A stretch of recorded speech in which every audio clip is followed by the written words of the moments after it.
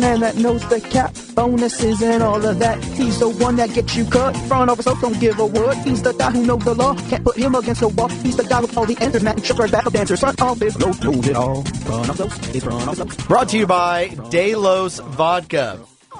6 times distilled. All made in small batches. It's wonderful. I actually got word Coming Beverage Mart's now part of the party. So if you live like in my area of the woods, go by Coming Beverage Mart. Pick yourself up some Delos. You will thank me on Twitter later at Front Office Close. You just tweet me and just send me the bottle and just say, yes, you were right. This is awesome. So I want to talk about something that is awesome as well. The NFC South has become the toughest division in all of the NFL. And I know that we at times just kind of downplay because the Falcons, they won the division and they went to the Super Bowl and those other teams are punks. They can't play with us. When you start going through some of the numbers, and I did some of them earlier this week where I was doing the coaches and the quarterbacks. Right. I started strictly just looking at quarterbacks and numbers within the division. Okay, consider this. The NFC South is the only division in football where 3 of the starting quarterbacks have taken their team to a Super Bowl. The most you've had is 2 in another division. That would be the AFC North, where you've had Joe Flacco and Ben Roethlisberger. Interesting. If you were to say, name me somebody who's won a Super Bowl, okay, Drew Brees. Jameis Winston, it isn't hard to imagine at some point he's going to take his team to the playoffs. The South has 3 quarterbacks who have taken their teams to the playoffs. That's the most out of any division outside of the AFC North. When Winston does it, that means it's all 4. When you take a look at just the accomplishment from a number standpoint, the combination of Ryan, Winston, Breeze, and Newton are 282, 215, and 1. They've combined to toss. Now, it's not counting any of the rushing touchdowns. They've thrown for, as a group, 891 touchdowns over the course of their NFL careers. Let's compare that to, say, the AFC East, where there's 1 quarterback who has won a Super Bowl. There are 2 quarterbacks that have taken their team to the playoffs. New England, with Tom Brady, Tannehill, and Taylor are the only ones I took. They've combined for 599 touchdowns, 456 of which belong to Tom Brady. You're talking about nearly 300 more touchdown passes coming from NFC South quarterbacks than AFC East quarterbacks. As you're talking, it's interesting. Let's say the division beats up on each other a little bit, right? Right. Let's say you're a 3-3 team in the division. Most teams are, if we consider that they're all very close. Although I still have my reservations about New Orleans' defense. Somebody in the division is going to win it, and because they go 4-2 in the division, that could be the ultimate difference. But Lois, my point on this one will be how you handle the other business, because the schedules are all very similar, right? So you're the Falcons, right? You get Chicago.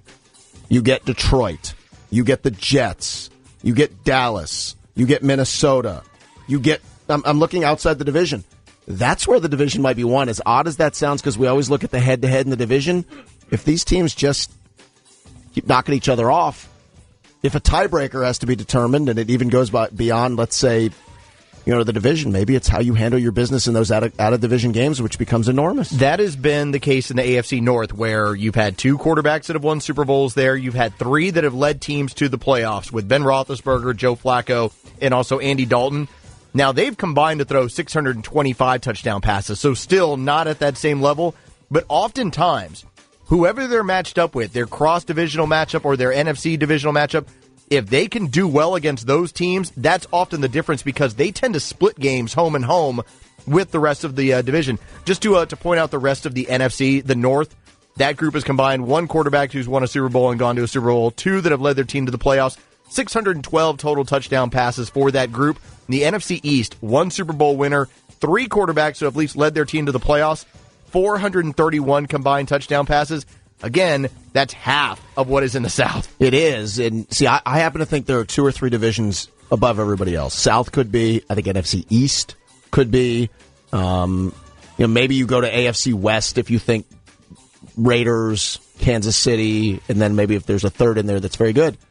See, the East is interesting to me because it's like a complete, 180 from the South, where you have Eli, who has been to a Super Bowl, but you have all these up-and-coming quarterbacks that you like. Dak Prescott, Kirk Cousins puts up big numbers, although he still gets dumped on by a lot of people, and everybody's bullish on Carson Wentz. So I guess it's just how you determine where the quarterback is in his career and how competitive they're going to make that team in 2017. It's fascinating. And a final thought here, because when we talked about the Vegas numbers and where the Falcons were relative to everyone else, Dallas is going to be there just because you're going to get action on both ends.